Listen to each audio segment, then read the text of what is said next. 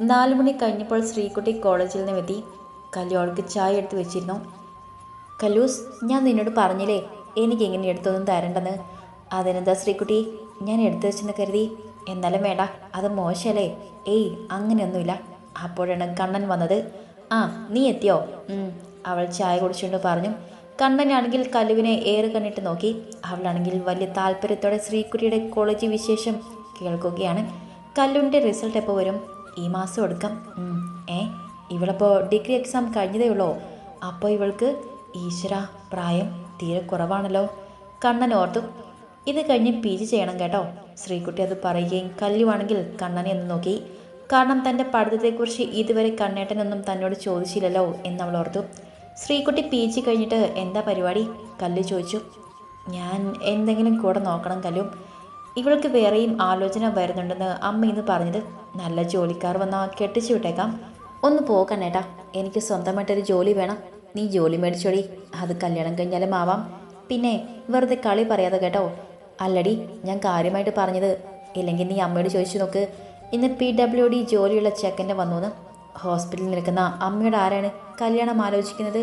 ചുമ്മാ തള്ളാതെ കണ്ണേട്ടാ. ഇന്ന് ദേവകി മേമ അച്ഛനെ കാണാൻ വന്നിരുന്നു. അവർ പറഞ്ഞതാണ്. ആ, ചിലപ്പോൾ സമയമായെങ്കിൽ കല്യാണമൊക്കെ ഒത്തുവരും ശ്രീകുട്ടി. ഓ, ഒന്ന് പോവണേ. ശ്രീകുട്ടി ഡ്രസ്സ് മാറാനായി മുറിയിലേക്ക് പോയി.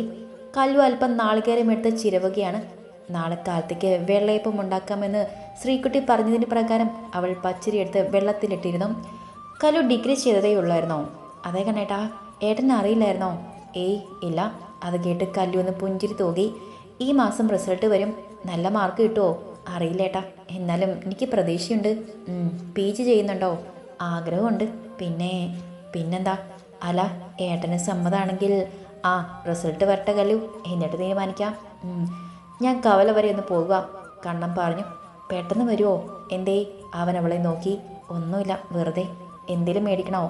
വേണ്ട, വേഗം എത്തിയാൽ മതി, അവൾ പറഞ്ഞു. കണ്ണൻ അവളെ നോക്കിയൊന്ന് കണ്ണിറക്കിയിട്ട് മുറ്റത്തേക്ക് ഇറങ്ങിപ്പോയി. ശ്രീകുട്ടി അപ്പോഴേക്കും കുളിയൊക്കെ കഴിഞ്ഞിറങ്ങി വന്നു. കല്ലു വീണ കാര്യമൊന്നും അവൾ അറിഞ്ഞില്ല. കണ്ണനോടാണെങ്കിൽ ഈ കാര്യം ആരോടും പറയരുതെന്ന് കല്ലു മുൻകൂട്ടി പറഞ്ഞിരുന്നു. ഏട്ടൻ എവിടെ പോയി? കവല വരെയെന്ന് പറഞ്ഞു. ബാപ്പുട്ടിയെ കാണാനാകും. അതാരാ? ഏട്ടൻ്റെ ദോസ്ത് ആണോ? കല്ലിനോട് പറഞ്ഞിട്ടില്ലേ? ഇല്ല. നാളെ വീട്ടിൽ പോയി വന്ന ശേഷം ഏട്ടൻ കൊണ്ടുപോകും. കല്ലുവും ശ്രീകുട്ടിയും നാമം ജപിച്ചുകൊണ്ടിരുന്നപ്പോൾ രാജി വീഡിയോ കോൾ ചെയ്തു. അമ്മ വന്നോ? ശ്രീകുട്ടി ചോദിച്ചു. ഇല്ല മോളെ, നാളെ വരൂ. ചേച്ചി ഒറ്റയ്ക്കാണോ? സുമേഷേട്ടൻ ഇപ്പോൾ എത്തും. അമ്മയുടെ കൂടെ ആരാ? മിനിക്കുഞ്ഞമ്മ. ആ. കല്ലു എന്തെടുക്കുക? ഞാൻ വെറുതെ. ചേച്ചിയുടെ ജോലിയൊക്കെ കഴിഞ്ഞോ? ഇത്തിരി പണി കൂടിയുണ്ട്. മോനിപ്പോൾ ആണ് ഉറങ്ങിയത്.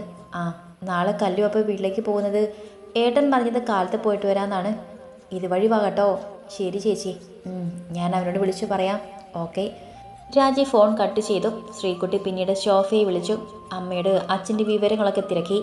അപ്പോൾ ശോഭ അവളോട് കല്യാണാലോചന വന്നതും പറഞ്ഞു. ശ്രീകുട്ടി അമ്മയോട് ഒന്നും രണ്ടും പറഞ്ഞ് ഫോണിലൂടെ വഴക്കുണ്ടാക്കി. എന്നിട്ട് കട്ട് ചെയ്തു. അപ്പോഴാണ് കണ്ണൻ വന്നത്. എന്നാടി, എന്തു പറ്റി? കണ്ണൻ വാതിലിലേക്ക് കയറിക്കൊണ്ട് ചോദിച്ചു. ശ്രീകുട്ടി കാര്യങ്ങളൊക്കെ അവനോട് പറഞ്ഞു. ആ, അതൊന്നും നീ കാര്യമാക്കണ്ട, അമ്മ അങ്ങനെയൊക്കെ പറയും. അവൾക്ക് സങ്കടമായെന്ന് മനസ്സിലാക്കിയ കണ്ണൻ പറഞ്ഞു. കല്ലു മാത്രം ഒന്നും വേണ്ടാതെ എല്ലാം കേട്ടുകൊണ്ട് നിന്നു. അത്താഴം കഴിച്ച ശേഷം ശ്രീകുട്ടി പഠിക്കാനായിരുന്നു. കല്ലു തൻ്റെ മുറിയിലും. കണ്ണൻ അമ്മയെ ഫോൺ വിളിക്കുകയാണ്.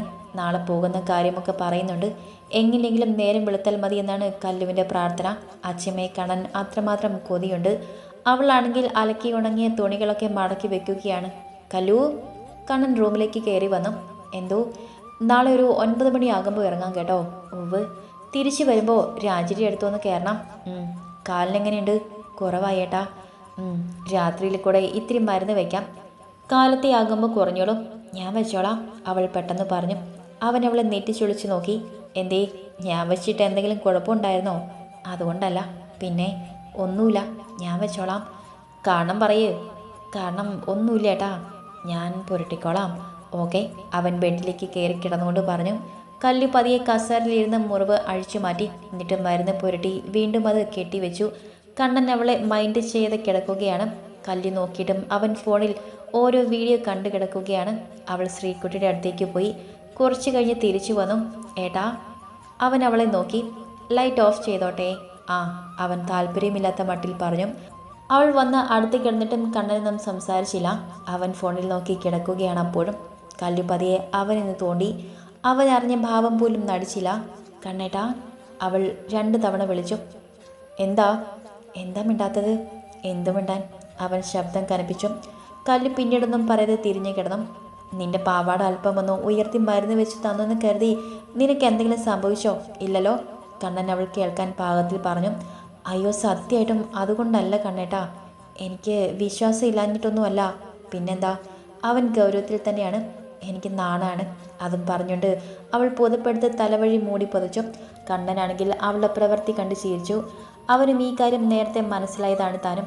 പക്ഷെ അവളുടെ നാവിൽ നിന്നും കേൾക്കാൻ വേണ്ടിയായിരുന്നു അവൻ അങ്ങനെയൊക്കെ ചോദിച്ചത്. നാണോ? എന്തിന്? എൻ്റെ കണ്ണേട്ടാ, പ്ലീസ് ഒന്ന് ഉറങ്ങ്. ഞാൻ ഉറങ്ങിക്കോളാം. അല്ല, നിനക്ക് എന്തിനാ നാണം? അതിന് മാത്രം എന്ത് സംഭവിച്ചു? അതിന് മറുപടിയായി അവളൊന്നും പറഞ്ഞില്ല. ഇങ്ങനെയൊക്കെ തുടങ്ങിയാൽ ഞാൻ എന്ത് ചെയ്യും കല്ലു? ആറ്റുനോറ്റൊരു കല്യാണവും കഴിച്ചു പോയി. പെണ്ണും പിള്ളയ്ക്ക് കൊടുക്കത്ത നാണമാണെന്ന് ഞാനുണ്ടോ അറിഞ്ഞോ? പുതപ്പിനുള്ളിലും ഒരു കുപ്പിവിളക്കൊഞ്ചൽ അവൻ കേട്ടു. നീ ചിരിച്ചോടി. ഞാനെന്തായാലും ഇതിനൊരു പോം വഴി കണ്ടിട്ടുണ്ട്. പെട്ടെന്ന് അവൾ പുതപ്പ് മാറ്റി അവനെ നോക്കി. എന്താണ്? അത് നീ അറിയണ്ട, ഞാൻ നോക്കിക്കോളാം. കളിക്കല്ലേ കണ്ണേട്ട, കാര്യം പറയേ. തൽക്കാലം പറയുന്നില്ല, നീ നിന്റെ പണി നോക്ക്. അവനത് പറയുകയും അവൾ അവൻ്റെ വയറ്റിൽ ഒരു കുത്തു കൊടുത്തു. അയ്യോ, നീ എന്താടി പെണ്ണേ ചെയ്തേ? അവൻ കല്ലുവിനെ നോക്കി ചോദിച്ചു. കാര്യം പറയാൻ പറ്റില്ലല്ലോ, അതിനുള്ള ശിക്ഷയാണ്. കാന്താരി മുളകിൻ്റെ വലുപ്പം പോലും ഇല്ല, എന്നിട്ട് അവളൊരു പറച്ചിൽ കേട്ടില്ലേ?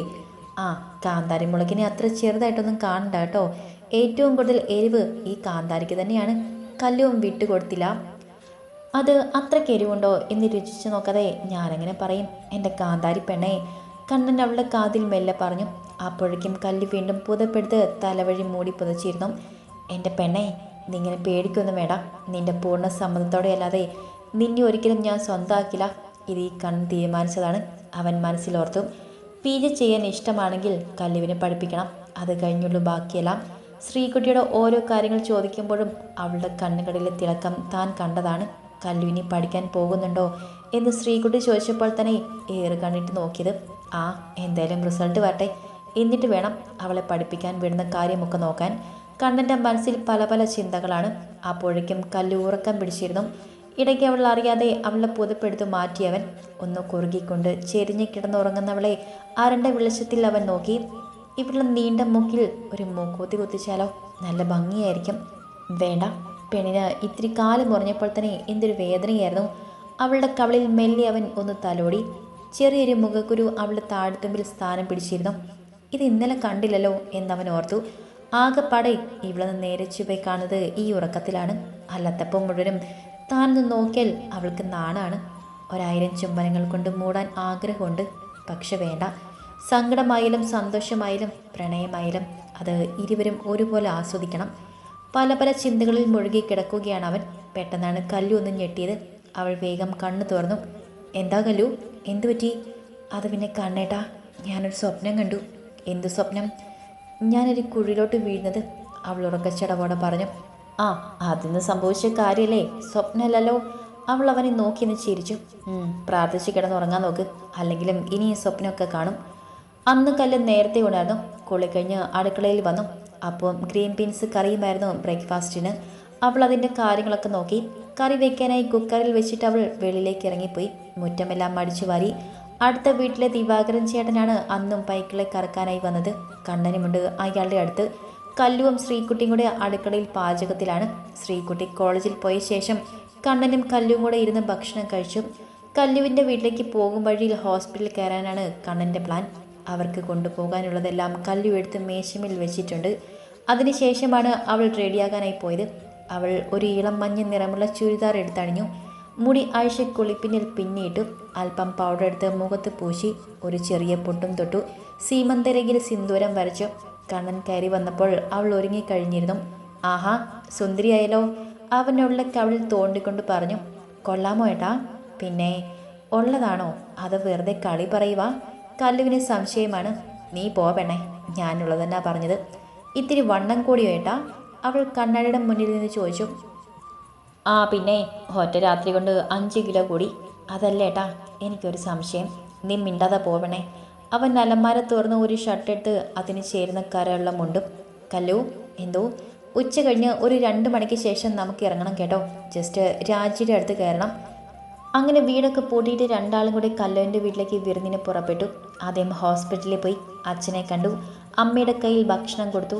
അല്പസമയം അവിടെ നിന്നിട്ട് അവർ അവിടെ നിന്നും പോകുന്നത് ഒരു ബേക്കറിയിൽ കയറി കണ്ണൻ കുറിച്ച് പലഹാരമൊക്കെ വാങ്ങിയിരുന്നു. അച്ഛമ്മയ്ക്ക് ഇഷ്ടമുള്ളതൊക്കെ കല്ലു അവനോട് പറഞ്ഞു കൊടുത്തു. 11:30 അവർ അച്ഛമ്മയുടെ അടുത്ത് വന്നപ്പോൾ ഉഷയും ഉണ്ടായിരുന്നു അവിടെ. അച്ഛമ്മയെ കെട്ടിപ്പിടിച്ച് ഉമ്മ കൊടുത്തുകൊണ്ടാണ് കല്ലു അകത്തേക്ക് കയറിയത്. ഒരു കൊച്ചുകുട്ടിയെപ്പോലെയായിരുന്നു അവൾ. അവൾക്ക് അച്ഛമ്മയോടുള്ള സ്നേഹം കാണുമ്പോൾ വ്യക്തമാണ് അവർ തമ്മിലുള്ള അടുപ്പത്തിൻ്റെ ആഴമെന്ന് കണ്ണൻ ഓർത്തു. കല്ലു വന്നതറിഞ്ഞ് മുത്തുമണിയും സുസ്മിതയും ഒക്കെ അവിടേക്ക് വന്നു. മുത്തുമണിക്കുള്ള ചോക്ലേറ്റ് എടുത്ത് കല്ലു അവൾക്ക് കൊടുത്തു. അവളുടെ മുഖം സന്തോഷം കൊണ്ട് വിടർന്നു. ഇടയ്ക്ക് ഉഷയും അച്ഛമ്മയും ഒക്കെ വന്ന് കണ്ണനോട് ഓരോരോ വിശേഷമൊക്കെ പറയുന്നുണ്ട്. അല്പം കഴിഞ്ഞതും കല്ലു വന്ന് കണ്ണനെ അവളുടെ മുറിയിലേക്ക് കൊണ്ടുപോയി. വെളിയിൽ ഭയങ്കര ചൂടല്ലേ, ഏട്ടൻ ഇവിടെ റെസ്റ്റ് എടുത്തു. അവനാണെങ്കിൽ അപ്പോൾ റൂമൊക്കെ നോക്കി കാണുകയാണ്. അവളുടെ പുസ്തകങ്ങളാണ് ഏറിയ ഭാഗവും. കല്ലു ഫാൻ ഇട്ട് കൊടുത്തിട്ട് അവിടെ നിന്ന് ഇറങ്ങിപ്പോയി. അവളുടെ നിർത്താതെയുള്ള സംസാരവും ചിരിയുമൊക്കെ ആ വീട്ടിൽ മുഴങ്ങി. എപ്പോഴാ ഇവിടെ ഒരു ആളും അനക്കവുമൊക്കെ ആയത്? കല്ലു പോയപ്പോൾ വീടുറങ്ങിപ്പോയിരുന്നു, സുസ്മിത പറഞ്ഞു. സത്യമാണ് കുഞ്ഞെ. ഉഷ ചേച്ചി അച്ഛമ്മയെ കൊണ്ട് പോകാനാണോ? അതെ, അമ്മ ഇവിടെ തനിച്ചല്ലേ ഉള്ളൂ. എനിക്കിങ്ങനെ നിൽക്കാൻ പറ്റില്ലല്ലോ. ചേട്ടനും പിള്ളേരും അവിടെ തനിച്ചാണ്. ഉഷ പറഞ്ഞു കേട്ടതും കല്ലു അച്ഛമ്മയെ നോക്കി.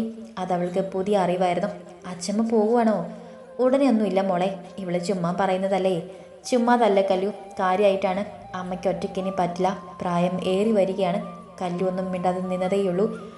അച്ഛമ്മയെ അപ്പച്ചി കൊണ്ടുപോകുമെന്ന് അവൾക്കറിയാം. പക്ഷെ ഇത്ര പെട്ടെന്ന് അതാണ്. നീ ഒന്ന് പോടി ഉഷേ, ഞാനിപ്പോൾ എങ്ങോട്ടുമില്ല. എന്തെങ്കിലും ആവശ്യം വന്നാൽ സുസ്മിതയ്ക്കില്ലേ? അച്ഛമ്മ പറഞ്ഞു. ആ, എന്തായാലും ഞാൻ പറയാനുള്ളത് പറഞ്ഞു. ഇനിയെല്ലാം അമ്മയുടെ ഇഷ്ടം. ഉഷയ്ക്കും അല്പം ദേഷ്യമായിരുന്നു. അത്രയും സമയം വിശേഷമൊക്കെ പറഞ്ഞ് പൊട്ടിച്ചിരിച്ച കല്ലുപെടുന്ന നിശബ്ദയായി. കണ്ണനും കേൾക്കുന്നുണ്ട് അടുക്കളപ്പുറത്തെ ചർച്ച. കണ്ണേട്ടാ, കല്ലു വിളിച്ചപ്പോൾ അവൻ നോക്കി. അവളുടെ മുഖമൊക്കെ വാടിയാണ്. എന്താ കല്ലു, ഭക്ഷണം കഴിക്കണ്ടേ? കഴിക്കാൻ സമയമായോ അതിന്? അവൻ വാച്ചിലേക്ക് നോക്കി. അല്ല, നമുക്ക് രാജി ചേച്ചിയുടെ വീട്ടിൽ പോകണ്ടേട്ടാ. എന്നാലും ഇത്തിരി കൂടി കഴിയട്ടെ, അവൻ പറഞ്ഞു. കല്ലുവിൻ്റെ മുഖം വാടിയിരിക്കുന്നത് കണ്ടപ്പോൾ കണ്ണിന് കാര്യം പിടികെട്ടി. കാരണം അവനും കേൾക്കുന്നുണ്ട് അകത്തെ ചർച്ച.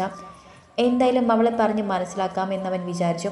ഈശ്വര, ഈ പെണ്ണിൻ്റെ മുഖമൊന്ന് വാടിയാൽ, ഇവളുടെ കണ്ണൊന്ന് നിറഞ്ഞാൽ തൻ്റെ മനസ്സ് തരിളിതമാകുന്നുവല്ലോ, അവൻ ഓർത്തു. മുത്തുമണി എപ്പോൾ വാതിലിൻ്റെ പിന്നിൽ വന്ന് നിന്ന് കല്ലുവിനെ ഒളിഞ്ഞു നോക്കി. കണ്ണൻ അവളെ കൈകൊണ്ട് അകത്തേക്ക് വിളിച്ചു. അപ്പോഴേക്കും അവൾ ഓടിക്കളഞ്ഞു. കല്ലു, എന്തോ? വാടോ എന്നാ, നമുക്ക് കഴിക്കാം. അവൻ എഴുന്നേറ്റു. ഒപ്പം കല്ലുവും അച്ഛമ്മയും ഉഷയും സുസ്മിതയും കൂടി ഒരുപാട് വിഭവങ്ങളൊക്കെ ഉണ്ടാക്കിയിരുന്നു.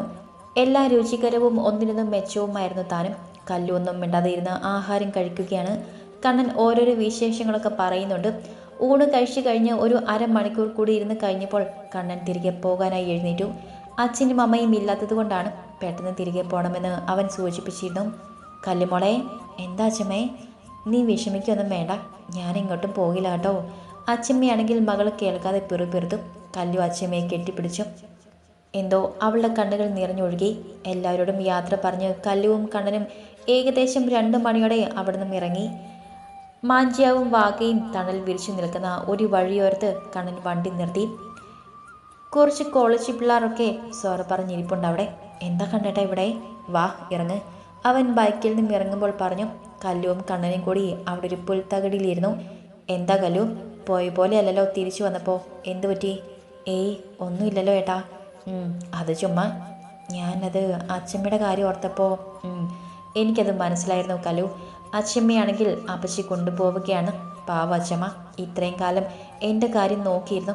ഇപ്പോൾ അച്ഛമ്മ അപ്പച്ചി കൊണ്ടുപോകുന്നതിൽ തെറ്റൊന്നുമില്ല കല്ലു. കണ്ണൻ അവളെ നോക്കി. എന്നാലും ഇത്രയും പെട്ടെന്ന്? എടോ, അച്ഛമ്മ തനിച്ചല്ലേ ഉള്ളൂ.